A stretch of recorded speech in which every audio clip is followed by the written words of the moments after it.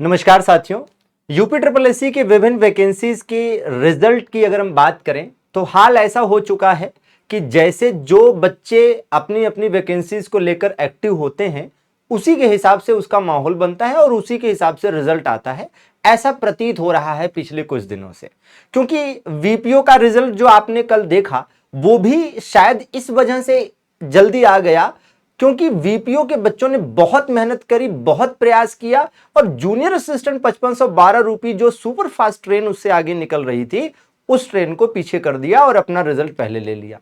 तो भाई junior assistant 5512 वालों को लगा कि यार मेरी ट्रेन और लेट होगी इस वजह से, अब है ना, ऐसा ना हो कि अगले महीने रिजल्ट आए या हो सकता है और टंगे। तो इस चक्कर में जो जूनियर असिस्टेंट 5512 के बच्चों ने प्रयास किया है और आप सभी का ये प्रयास काफी पॉजिटिव भी दिखता नजर आ रहा है, सकारात्मक दिखता नजर आ रहा है। तो जूनियर असिस्टेंट 5512 के बच्चे आज यानी 18 अगस्त को, बहुत सारे ऐसे बच्चे थे, बहुत सारे मतलब ऐसा नहीं है कि 60 70 80 90 बच्चे थे, लेकिन हाँ जो सुनने में आया उसके हिसाब से 15-20 बच्चे शायद थे, लेकिन हाँ 15-20 बच्चों की भी बात सुनी गई है और 15-20 बच्चे आयोग गए थे, आयोग भी गए थे और कुछ बच्चे जो है ब्रजेश पाठक जी से भी मिले हैं जो कि उत्तर प्रदेश के उप मुख्यमंत्री हैं। ये वीडियो शायद आपने अलग अलग जगहों पर देखा होगा, ठीक है ना। तो ब्रजेश पाठक जी से भी मिले हैं और आयोग भी गए हैं। जो बच्चे आयोग गए थे उनसे प्राप्त जो सूचना है उसमें एक दो बच्चे हमारे भी जानने वाले थे, तो उन्होंने बताया कि सर वहां पर जो सूचना मिली है उसके अनुसार यह कहा गया है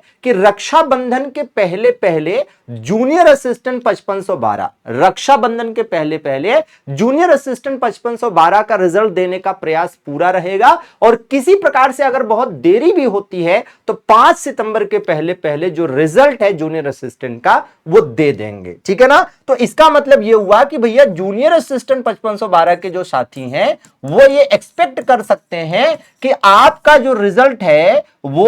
अगस्त लास्ट तक आ जाएगा, ठीक है ना, अगस्त लास्ट तक आ जाएगा। और अगर यहां कोई इफ बट रहा तो सितंबर फर्स्ट वीक मानकर चलिए कि इसमें कोई इफ बट नहीं रहेगा, जैसा कि अपडेट वहां पर दी गई है। परीक्षा नियंत्रक जो है शायद उन्होंने ये बात कही है और साथ में बच्चे फिर आगे रुककर सचिव जी से भी मिलने का प्रयास किए हैं, ठीक है। अच्छा, इसके बाद अगर हम वेटिंग लिस्ट की बात करें तो यह मुद्दा भी बहुत जरूरी है जो आप सभी को, वेटिंग लिस्ट का मामला जो है इसको सभी लोगों को सीरियस लेना चाहिए। सीरियस इसलिए आपको लेना चाहिए वेटिंग लिस्ट के मामले को क्योंकि अभी आपने देखा कि कल वीपीओ का रिजल्ट आया, विलेज पंचायत ऑफिसर का। भाई वीपीओ के रिजल्ट आने के बाद यह बात पता चली कि पहली बात तो यह है कि कई सारे बच्चे ऐसे भी सिलेक्ट हुए हैं वीपीओ में जो सेम ग्रेड पे लगभग सेम तरह की अलग किसी पोस्ट पर ऑलरेडी थे। तो भाई ये चीज तो एक तो गलती है कि भाई जब ऑलरेडी आप किसी पोस्ट पर थे और उसी ग्रेड पे की लगभग वैसी ही भौकाल वाली वैकेंसी पद पर आप पहले से ही थे तो वीपीओ का फॉर्म आपको डालना नहीं था। चलो ठीक है, आपने डाल दिया, सिलेक्ट हो गए। लेकिन इसके आगे का मामला यह है कि वीपीओ में बहुत सारे बच्चे ऐसे भी सिलेक्ट हुए हैं जिनका जूनियर असिस्टेंट 5512 में भी अच्छे नंबर है, ऐसे कुछ बच्चों को तो मैं भी जानता हूं। तो अब वीपीओ में जो बच्चे सिलेक्ट हुए हैं उसमें से हम कहते हैं 100 200 300 400 तो ऐसे जरूर होंगे जो कि आगे चलकर जूनियर असिस्टेंट 5512 में भी होंगे। फिर जो बच्चे जूनियर असिस्टेंट 5512 में होंगे उनमें से भी बहुत सारे ऐसे बच्चे होंगे जो आगे चलकर जूनियर असिस्टेंट 3284 में भी होंगे। तो भैया कहां कहां एक ही बच्चा नौकरी लेगा, हर जगह थोड़ा ज्वाइन करेगा। तो इसके लिए यही प्रावधान होना सही रहेगा कि वेटिंग लिस्ट को लाया जाए और वेटिंग लिस्ट अत्यंत आवश्यक है, अत्यंत जरूरी है। और वेटिंग लिस्ट को लेकर ऐसा नहीं कि प्रयास नहीं हुए हैं, हमने भी प्रयास किया है, आपने भी प्रयास किया है, कई सारे विधायकों सांसदों को और जनता दरबार वगैरह में ज्ञापन दिए गए हैं, लेकिन उसका कोई पॉजिटिव रिजल्ट आया नहीं है अभी तक। और इसको लेकर जब आयोग जाते हैं बच्चे तो आयोग की तरफ से यह बात स्पष्ट की गई है कि वेटिंग लिस्ट में आयोग कुछ नहीं कर सकता, विभाग कुछ नहीं कर सकता, वेटिंग लिस्ट में जो भी कर सकती है सरकार कर सकती है, क्योंकि वेटिंग लिस्ट के लिए प्रॉपर जो है शायद बिल पास करना पड़ेगा और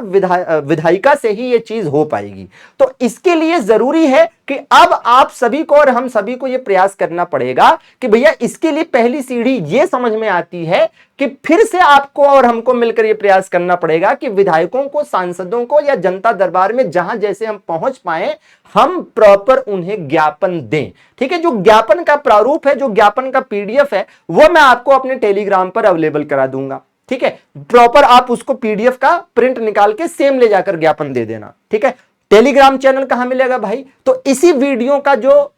कमेंट बॉक्स है उसमें टेलीग्राम चैनल का लिंक पिन है। ठीक है, इसके साथ साथ व्हाट्सएप नंबर भी है, तो आप टेलीग्राम चैनल पे जुड़ जाना, वहां से आपको मिल जाएगा ज्ञापन का पीडीएफ, या फिर जो व्हाट्सएप नंबर दिया है उस पर आप मैसेज करके भी मांग सकते हैं कि ज्ञापन का पीडीएफ कृपया उपलब्ध करा दिया जाए। ठीक है, तो वो ज्ञापन आप अपने जिन भी विधायकों को, सांसदों को या जहां भी दे सकते हैं जरूर दीजिए। ठीक है, प्रयास करिए, ये पहला स्टेप है, और मैं भी अपनी तरफ से देखता हूं कि क्या कुछ हो सकता है, और फिर आगे देखा जाएगा कि इसको कैसे आगे लेकर चलना है। लेकिन वेटिंग लिस्ट अत्यंत आवश्यक है, और आपने देखा भी होगा कि कुछ वीडियोस ऐसे भी आए जिन्होंने एकदम बिल्कुल जो है शॉक कर दिया कि यार ये क्या हो गया। ठीक है, हाँ, एक दो भाई ऐसा आपने देखा होगा कि लल्लन टॉप के रजत जी हैं जिन्होंने ट्वीट भी किया, एक बच्चे ने डाला था कि किस प्रकार से उसके अच्छे नंबर थे और थोड़े ही नंबरों से रह गया, और वेटिंग लिस्ट का मामला अगर आ जाएगा तो शायद उसका भी हो जाएगा।